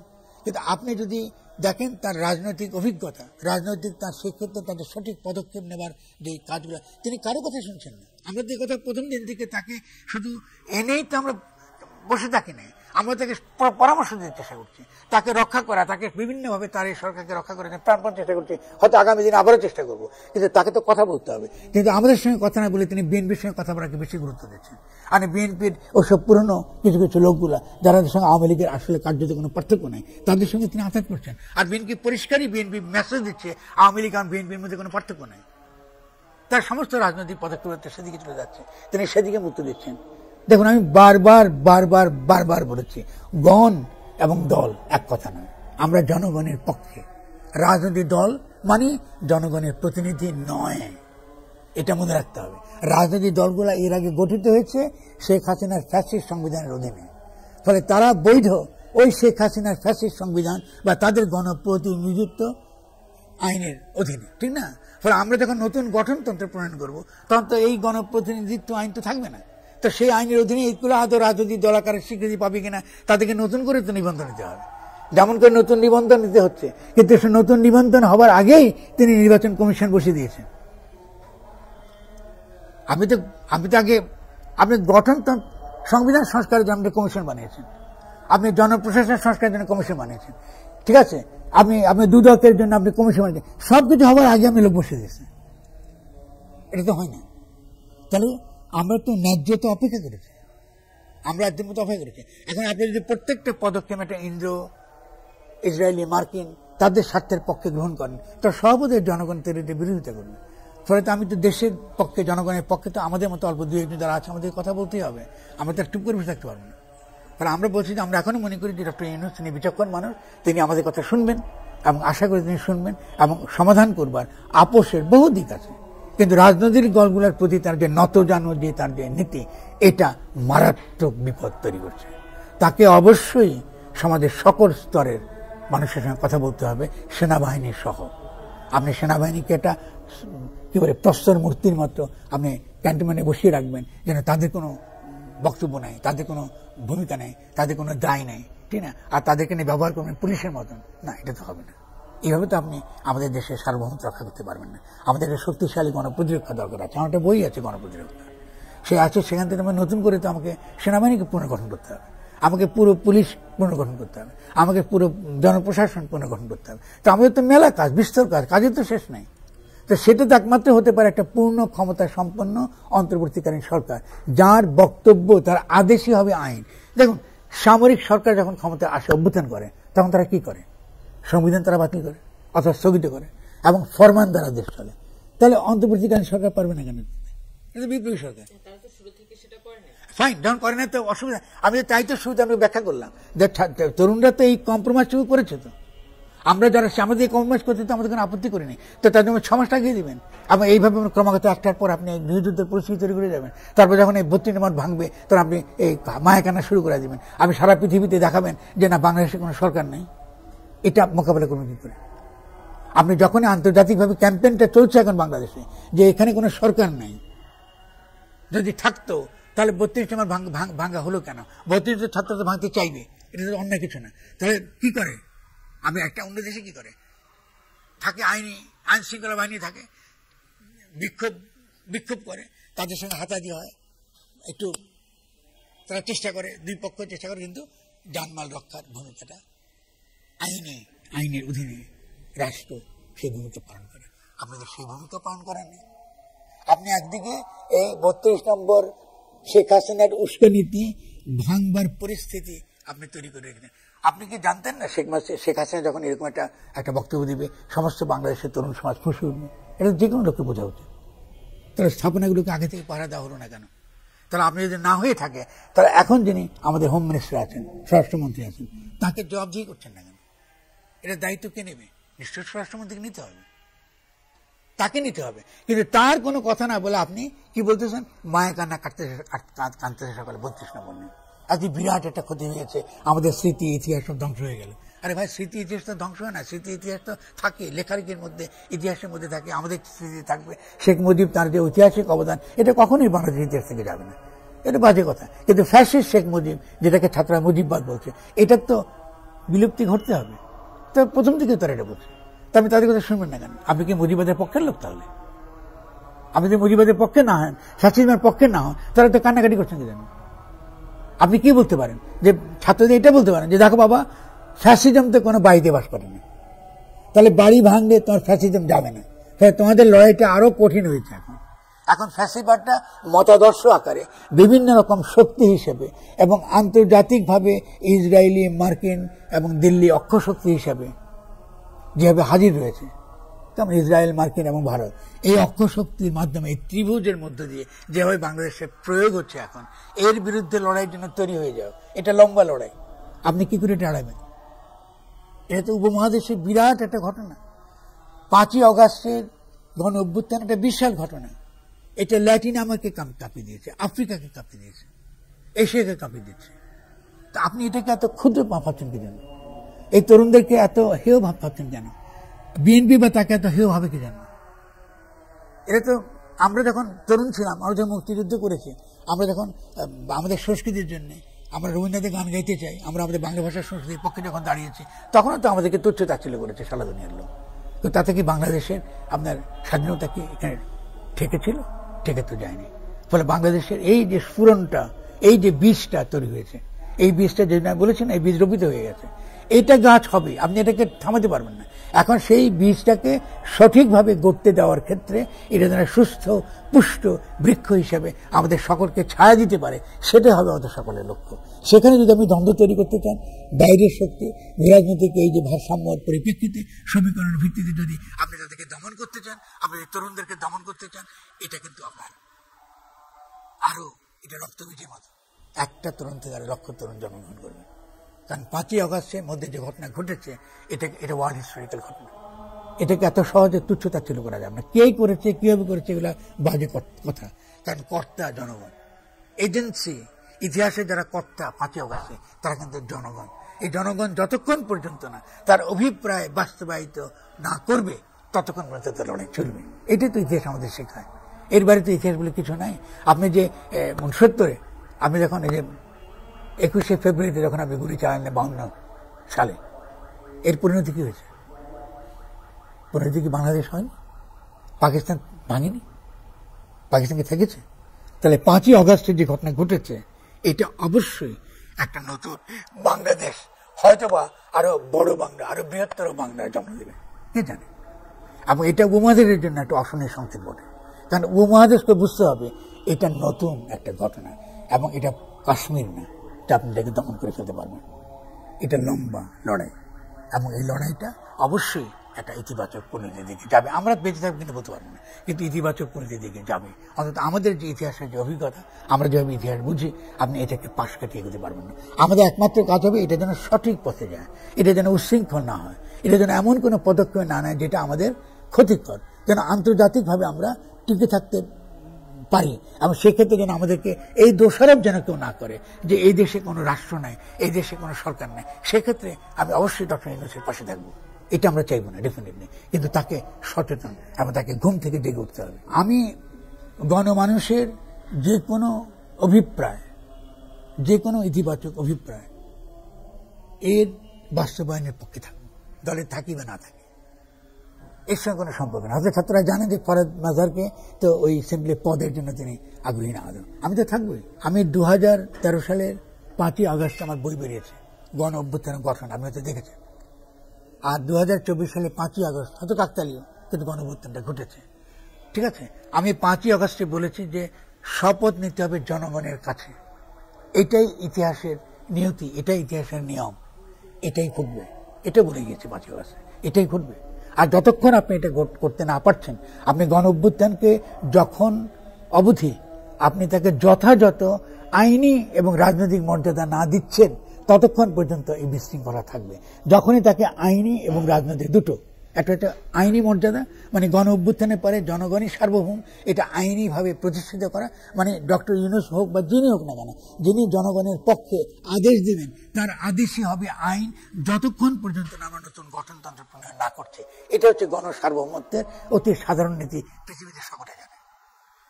ঠিক আছে, তো ফলে আপনি এটা করেন নাই, ফলে আপনার এখন হবে পূর্ণ ক্ষমতা সম্পন্ন আপনি একটা অন্তর্বর্তীকালীন সরকার গঠন করবেন, যার ফরমান, যার আদেশই হবে আইন। এবং কি করে হবে এটা আমি বিস্তৃত বলেছি আর বিভিন্ন রকম আপনার বক্তব্যের মধ্যে, নতুন করে আমি বলতে চাইছি না। এবং এটা করার বহু পদ্ধতি আছে, বহু রকম ফর্মুলা। দক্ষিণ আফ্রিকা আছে, চিলিতে আছে, মার্কিন যুক্তরাষ্ট্রে তার যে ডিক্লারেশন অফ ইন্ডিপেন্ডেন্স, তারপরে রয়েছে ফরাসি বিল, বহু রকম জায়গায় রয়েছে কি করে আপনি এটা করতে পারেন। আমাদের দেশের অভিজ্ঞতার ভিত্তিতে আমরা এটা আমাদের নিজস্ব একটা মডেল আমরা তৈরি করতে পারি, কিন্তু এটা আপনাকে করতেই হবে, এটা করতেই হবে। জনগণের অভিপ্রায়কে বাস্তবায়িত করতে হবে। জনগণের অভিপ্রায় বাস্তবায়ন করাটাকে বলে গণতন্ত্র, নির্বাচনের গণতন্ত্র বলে না। যতক্ষণ না আমরা এই হুঁশে না আসবো, যতক্ষণ না ডক্টর ইউনূস এইটা বুঝতে না পারবেন, ততক্ষণ পর্যন্ত তিনি কিন্তু মারাত্মক রকম ভুলের দিকে যাবেন। এবং শুধু তাই না, এখন যেটা আমি বারবার বলছি আপনাকে, এটা সেনাবাহিনীর জন্য বিরাট বিপদের কারণ হয়ে দাঁড়াবে।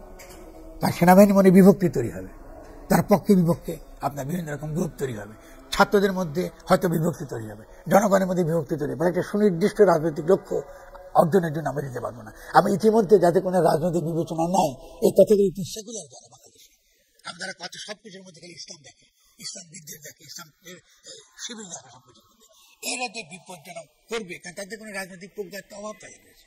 কারণ বাংলাদেশে ওয়ার্ল্ড টেররের পরে স্বভাবতই বাংলাদেশে একটা ইসলামী টেন্ডেন্সি রয়েছে, একটা জাতিবাদী ইসলামী পন্থা রয়েছে, যেটাকে সমালোচনা করতে হবে, যাকে পরাজিত করতে হবে পলিটিক্যালি। কিন্তু আপনি যদি তাকে এই ইডিওলজিক্যালি মতাদর্শীভাবে পরাজিত করতে না পারেন, আপনি যদি সঠিকভাবে একটা প্রক্রিয়ার মধ্যে তাকে নিয়ে আসতে না পারেন, আপনি তো বিপদের মধ্যে পড়বেন। আপনি কি আবার সিরিয়া হবেন নাকি? আপনি আইসিস দেখবেন ওখানে, ওই যে যা দেখছি ট্রাম্প যেটা বলছে, ওখানে আইসিস যা তালেবান মারপিট করতেছে, আমরা কি বাংলাদেশে ওরকম একটা জায়গায় ঠেলে দেবো? যে ঠেলে দিতে না চাই, তাহলে ঠিক যেটা করে পলিটিক্যালি যে কাজগুলো সঠিকভাবে করা দরকার, ওই কাজগুলো তো আপনার করা দরকার, করতে হবে, ঠিক না? তো সেই জন্য আমাদের প্রস্তাবনা খুব সিম্পল, যে আপনি একটা পূর্ণ ক্ষমতা সম্পন্ন, আপনি এখন একটা উপদেষ্টা সরকার নয়, পূর্ণ ক্ষমতা সম্পন্ন অন্তর্বর্তীকালীন সরকার গঠন করুন। 2 নম্বর, সংবিধান ফেলে দিন, বাতিল করুন। এবং এখন যিনি সংবিধান বাতিল করে সভাপতি আপনার যিনি প্রেসিডেন্ট রয়েছেন এখন, তিনিও চলে যাবেন। এবং একটা পূর্ণ ক্ষমতা সম্পন্ন জনগণের অভিপ্রায় ধারণ করে, গণ অভ্যুত্থানের অভিপ্রায় ধারণ করে এইরকম একটি অন্তর্বর্তীকালীন সরকার গঠন করুন। এবং জনগণের অভিপ্রায় যারা বাস্তবায়িত করতে সক্ষম, যারা এই সম্পর্কে চিন্তা করতে সক্ষম, ইন্দো ইসরায়েলি মার্কিন এজেন্ট না যারা, এদেরকে বাদ দিয়ে আপনি নতুনভাবে একটা সরকার গঠন করুন, অন্তর্বর্তীকালীন সরকার গঠন করুন, এবং বাংলাদেশকে একটা নতুন গঠনতান্ত্রিক প্রক্রিয়ায় আপনি নিয়ে যান, সঠিক পদক্ষেপ বলে দেন। কারণ ডক্টর ইউনূস তো পরিষ্কার তার বোঝা উচিত, তার এতদিনকার প্রক্রিয়া ব্যর্থ হয়েছে, এটা কোনো ভবিষ্যৎ নাই, এটা দাঁড়াবে না। 32 নম্বর ভাঙা মানে হলো এই পর্যন্ত যতগুলো পদক্ষেপ নিয়েছেন ওগুলো ভেঙে গিয়েছে, ওগুলোর কোনো তাৎপর্য এখন আর নাই। ফলে আপনাকে নতুন করে শুরু করতে হবে। নতুন করতে শুরু করতে হলে আপনাকে অবশ্যই পূর্ণ ক্ষমতা সম্পন্ন একটা অন্তর্বর্তীকালীন সরকার গঠন করতে হবে, যে কোনো সংবিধানের অধীন নয়। যে এই আগামী দেখুন রমজান আসছে, কারণ এই সরকারকে সিন্ডিকেট ভাঙতে হবে। যদি খাদ্য সুলভ মূল্যে সাধারণ মানুষকে পৌঁছাতে হয় তাহলে তাকে সিন্ডিকেট ভাঙতে হবে। সিন্ডিকেট ভাঙতে হলে তাকে সত্যিকারী পূর্ণ ক্ষমতা সম্পন্ন সরকার গঠন করতে হবে। এই ধরনের দুর্বল সরকার দিয়ে কিছু করা যাবে না। এবং এই ধরনের একটা হোম মিনিস্টার, এই ধরনের আপনার এই উপদেষ্টা পরিষদ দিকে চলবে না। সেখান থেকে এটাকে অবশ্যই এটাকে পুনর্গঠন করতে হবে। এবং সেই পুনর্গঠন করা যখন আমি করতে যাবো, সে অবশ্যই উপদেষ্টাদের মধ্যে যারা যারা নিষ্ঠাবান, যারা গণমুখী, তারা মেনে নেবে না। তার কেউ থাকবে না, থাকবে না, কিছু আসে যায় না। আমাদেরকে নতুন করে পুনর্গঠন করতে হবে। নতুন করে পুনর্গঠন করার মধ্য দিয়ে আমাদেরকে জনগণের যে অভিপ্রায় গণ অভ্যুত্থানের মধ্যে যেটা ব্যক্ত হয়েছে এটাকে বাস্তবায়নের জন্য পদক্ষেপ নিতে হবে। এবং সেই ক্ষেত্রে অবশ্যই বিএনপির সঙ্গে কথা বলতে হবে, বিএনপি সমর্থন করবে। এবং সেই সরকারে বিএনপি থাকুক, বিএনপিকে নির্বাচন আসতে হবে কেন? বিরোধী মনে করে একটা নতুন গঠন প্রণয়নটা আমাদের এখনকার কাজ, তো সেই সরকারে বিএনপি থাকুক, অসুবিধা কি? সেই সরকারে জামাত থাকুক, সেই সঙ্গে সেকুলার থাকতে পারে, ইসলামিস্ট থাকতে পারে, যারাই মনে করে বাংলাদেশের জনগণকে আমরা একটা নতুন গঠনতন্ত্র দিব তারা থাকতে পারে। আমি একটা ছোট উদাহরণ দিয়ে বলবো যে কেন এটা খুব সম্ভব। খেয়াল করুন, আমরা এরকম প্রোক্লেমেশন অফ ইন্ডিপেন্ডেন্স, আমরা যখন স্বাধীনতার ঘোষণা দিয়েছি, তো স্বাধীনতার ঘোষণা তো আপনি পড়েছেন, আপনি জানেন, পড়েছেন তো। এই ঘোষণাটা কে দিচ্ছে? দিচ্ছে কিন্তু আওয়ামী লীগ। কেন আওয়ামী লীগ তখন ইউসুফ আলী স্বাক্ষর করেছেন, তাজউদ্দিন আহমদ নেতৃত্ব দিচ্ছেন, তাদের এই প্রবাসী সরকারি প্রোক্লেমেশন অফ ইন্ডিপেন্ডেন্স বা স্বাধীনতার ঘোষণা দিয়েছেন। তো স্বাধীনতার ঘোষণাটা আপনি এটা খেয়াল করবেন, স্বাধীনতার ঘোষণাটা কিন্তু একটা ইসলামী ঘোষণা। আপনি খেয়াল করেছেন কখনো? আমি কেন বলছি জানেন? পড়েছেন আপনি? কই মানুষ তো আপত্তি করেন। ওখানে তো সেকুলার বনাম ইসলাম তো কোনো ভাগ ছিল না। সাম্য কি ইসলামের আদর্শ না? অবশ্যই। আমরা ওই দিন স্বাধীনতার যুদ্ধ করেছি, ফলে মুক্তির বাণীটাই একটা বুর্জোয়া গণতান্ত্রিক রূপান্তরের আকাঙ্ক্ষা ওই স্বাধীনতার ঘোষণা রয়েছে। আমি বলছি দেখুন, স্বাধীনতার ঘোষণা তো ইসলাম তো হাজির আছে, ওখানে তো সেকুলার বনাম ইসলামের কোনো বিভাজন নেই। আপনি তো সামর্থ্য ইসলামও চায়, মানবিক মত ইসলামও চায়, সামাজিক ন্যায়বিত ইসলামও চায়, ইসলামের ভাষাটা হবে ইনসাফ, এই তফাৎ, আর তো কিছু না। আপনি যদি ইনসাফ বলতে বলে এটা ইসলামিক প্রোক্লেমেশন, আর তারা বলছে সামাজিক ন্যায় বিচার। আর কি হলো ওটা হয়ে গেল সেকুলার। তো এই তথাকথিত ধর্ম বনাম সেকুলারের বিভাজন তো একটা হাস্যকর বিভাজন। পৃথিবীতে কেউ এই ধরনের বিভাজন করে না। এই যে বিভাজনটা বাদ দিয়ে আপনি যে তথাকথিত সেকুলার এবং তথাকথিত ধর্মীয় এই তথাকথিত আর্টিফিশিয়াল কৃত্রিম বিভাজনটা ভেঙে আপনি যেটা রাষ্ট্র গঠনের প্রক্রিয়া ঠিক মতো আপনি পদক্ষেপ নেন, আপনি যদি পৃথিবীর ইতিহাস থেকে শিক্ষা নেন, সেই শিক্ষা নিয়ে বাংলাদেশে আপনি প্রয়োগ করেন, তো অবশ্যই আমরা সফল হব। ফলে নতুন গঠনতান্ত্রিক প্রক্রিয়ার মধ্যে গেলে সবচেয়ে বেশি লাভবান হবে বিএনপি, কারণ বিএনপি সবচেয়ে বড় রাজনৈতিক দল। ফলে কেন বিএনপি এই ধরনের উন্মাদের মতো আচরণ করছে এটা মাথায় ঢুকছে না। কারণ একটা নতুন গঠনতন্ত্র প্রণয়ন করা মানে হলো সবচেয়ে শক্তিশালী দল আকারে বিএনপি তার আদর্শই, তার যে জাতীয়তাবাদী আদর্শ, এটাই সে একটা ভাবে একটা ফিলোসফিক্যাল ক্রিটিকের মধ্য দিয়ে, একটা পলিটিক্যাল ক্রিটিকের মধ্য দিয়ে, একটা ইকোনমিক ক্রিটিকের মধ্য দিয়ে, একটা জুডিশিয়াল ক্রিটিকের মধ্য দিয়ে সেটা সুন্দরভাবে উপস্থাপনা করতে পারবেন। কিন্তু বিএনপির যে একত্রিত মত পড়েছি, সেখানে আমার মনে হয় না যে এর মধ্যে আমি কেউ আছে যারা আসলে পলিটিক্স বোঝেন, যারা আসলে আইন বোঝেন, যারা আসলে রাজনীতি বোঝেন। ফলে এখানে একটা বড় সমস্যা তৈরি হয়েছে। ফলে এই গ্যাপটা আমাদের পূরণ করতে হবে। কিন্তু বিএনপিতে কোনো ভয়ের কোনো কারণ নেই। যদি আপনি নতুন একটা শক্তিশালী পূর্ণ ক্ষমতা সম্পন্ন অন্তর্বর্তীকালীন সরকার গঠিত হয় এবং সেই সরকারকে তারা সমর্থন করে। শুরুর দিকে তারা সমর্থন করেনি, হয়তো তারা বুঝতে পারেনি, হয়তো তারা ভুল করেছে। এটা ভুল হয়েছে অবশ্যই, তো ভুল তো শুদ্ধাবার পথ আছে, তাদের ভুল শুদ্ধাতে পারেন। আমি তো তৈরি তাদের সঙ্গে কথা বলার জন্য, তারা যদি এখানে কথা বলতে পারি আমরা, ঠিক আছে। এখন আপনি যদি খালি বিএনপি খালি নির্বাচন দাও শুনে আপনি ভত হয়ে কেঁপে নির্বাচন করা শুরু করবেন, তা আপনি জনগণের সঙ্গে বিশ্বাসঘাত করছেন, এটা দিয়ে ডক্টর ইউজ করছেন। এটা মারাত্মক রকম বিপজ্জনক ব্যাপার। আপনি রাজনৈতিক দলকে নির্বাচন দিয়ে সে আবার কি লুটেরা মাফিয়া শ্রেণীর পক্ষে আবার আমাদেরকে 15 বছরের শাসন করবে, এটাকে জনগণ মেনে নেবে? তো উনি তো ওই পক্ষে চলে যাচ্ছেন, এটা তো তার শোনার কথা না। তার তো শোনার কথা জনগণের কথা আপনারা বলেন, জনগণ কি চেয়েছে ওদিকে বলুন। বিএনপিকে দাঁড়িয়ে কথা বলার কথা, তো তিনি তাদের সঙ্গে আপোষ করার কথা না। কিন্তু কেন করছে? যেহেতু আপনাকে বলেছি উপদেষ্টাদের মধ্যে এই ইসরায়েলি মার্কিন এবং দিল্লি, আজকে ভারত, মার্কিন যুক্তরাষ্ট্র এবং ইসরায়েল, এই যে অক্ষশক্তি, এই অক্ষশক্তির পক্ষে একটা শক্তি কাজ করছে। এবং এটা আন্তর্জাতিক যে ভূরাজনীতি আমরা দেখছি, এই আন্তর্জাতিক ভূরাজনীতির এটা একটা সরাসরি প্রভাব। ফলে তার কুফলগুলো আমাদেরকে মোকাবেলা করতে হবে, এবং সেটা মোকাবেলা করতে হবে বিচক্ষণতার সঙ্গে, বুদ্ধিমানের সঙ্গে, একটা সঠিক কৌশলের মধ্যে দিয়ে, যেন আমরা বিভক্ত না হয়ে যাই। যেন আমরা ঐক্যটা ধরে রাখতে পারি। ঐক্য মানে আমাদের লক্ষ্যটা অর্জন করার ঐক্য, সে ঐক্যটা হচ্ছে জনগণের অভিপ্রায় বাস্তবায়িত করা। অ্যারিস্টটল যখন বলছিলেন মানুষ রাজনৈতিক প্রাণী, এই কথা বলার পেছনে তার যে যুক্তি ছিল, সেই যুক্তি হলো যে আমরা কথা বলতে পারি, যেমন আপনারা কথা বলছেন, ফলে আমরা যুক্তির দ্বারা, কথার দ্বারা অবশ্যই পরস্পরকে বোঝাতে পারি। আর আপনি যদি অযৌক্তিক হন, সে তো আমি গণশত্রু আকারে আপনি হাজির হয়ে যাবেন, জনগণকে গ্রহণ করবেন আপনাকে। আজকে বিএনপিকে জনগণ গ্রহণ করছে না কেন? কারণ আপনি যে কথা বলছেন এটা জনগণ বুঝতে পারছে এটা ভুল পথ। কারণ এতগুলো লোক মারা গেছে নির্বাচনের জন্য না, তারা কিছু ইতিবাচক কাজ দেখতে চায়, ঠিক না? এখনো কারো বিচার হয় নাই, এখনো কারো, এমনকি আপনার এই যারা চলে গেল ভারতে তাদেরকে ফেরত আনার কোনো চেষ্টা নাই। আপনি কোনো অর্থনৈতিক নীতি কি হবে আগামী দিনে তার কোনো আলোচনা খেয়াল করেছেন আপনি? বাংলাদেশে এই বর্তমান বিশ্ব পরিস্থিতিতে, বিশ্ব অর্থনৈতিক ব্যবস্থার মধ্যে বাংলাদেশের অর্থনৈতিক নীতি কি হবে? আপনি ওই যে দুর্নীতির জন্য আপনার যে ডকুমেন্টটা তৈরি করেছে অর্থনীতিবিদরা, ওটার কথা বলছে না, ওটা দুদক কমিশনের কাজে লাগতে পারে, কিন্তু বাংলাদেশের সঠিক অর্থনৈতিক পথ কি হবে তারও কোনো আলোচনা সমাজের মধ্যে নেই। বাংলাদেশের পরিবেশ রক্ষার পথ কি হবে তারও কোনো আলোচনা নেই। বাংলাদেশের যে পানিগুলো দূষিত হয়ে গেছে তাকে রক্ষা করবো করো তারও কোনো আলোচনা নেই। বাংলাদেশের খাদ্য ব্যবস্থা রক্ষা কি করবো তারও কোনো আলোচনা নেই। তো আপনি 6 মাস চলে গেল, তার গণঅভ্যুত্থানটা করেছি কি জন্য? আমরা বললাম কি জন্য? আমরা শহীদ হয়েছি কি জন্য? এগুলো তো আমাদের জীবনে প্র্যাকটিক্যাল কোশ্চেন। আমাদের জীবিকার ব্যবস্থাটা কি হবে? আমরা চাকরি পাবো কিনা? আমরা শহরে ঠিকমতো বাঁচতে পারবো কিনা? এই যে আপনি বসে আছি ঢাকা শহরে, আমি হাঁপাচ্ছি কারণ নিঃশ্বাসটা ক্ষতিকর, এই বায়ু দূষণ আমি কি করে থামাবো? 6 মাস চলে গেল, কেন থামাতে পারবেন না? আপনি তো সিম্পলি নির্বাহী আদেশে বন্ধ করতে পারেন, কেন পারছেন না? পারছেন না যেহেতু আপনি সে ক্ষমতা বান একটা সরকার আপনি গঠন করেন নাই। আপনি একটা অত্যন্ত অথর্ব, একটা ইউজলেস, কার্যত অর্থহীন একটা সরকার, উপদেষ্টা সরকার নিয়ে বসিয়ে রেখেছেন, একটা লোক দেখানো জিনিস বসিয়ে রেখেছেন। এটাকে গণঅভ্যুত্থান বলে? গণঅভ্যুত্থান পরে এই ধরনের সরকার আমরা চেয়েছি? এটা তো হতে পারে না। আপনি থাকবে উইথ কমান্ড, আপনি আদেশ দেবেন জনগণকে সঠিক পদে, সঠিক নীতিটা কি, 10 জনের সঙ্গে সমাজে কথা বলবেন এবং ব্যক্তির মধ্য দিয়ে সে আদেশটা আমরা প্রকাশ করি। ব্যক্তি তো আদেশ দেয় না, সমাজ তো আদেশ দেয়। ডক্টর ইউনূস তো সমাজের সমষ্টির আকাঙ্ক্ষাটা তিনি কি করবেন, তিনি ধারণ করবেন। সে আকাঙ্ক্ষার উপর দাঁড়িয়ে তিনি কথা বলবেন, তিনি এখনকার যদি তার কোনো অ্যাটিটিউড হয় না, বিএনপি বলতেছে আমি ছেড়ে দিয়ে চলে যাবো, এটা তো হলো না। এর আগে তিনি রাজনৈতিক দল থেকে ছেড়ে দিয়ে চলে গেছে, তো এখনো তিনি তাই করছেন।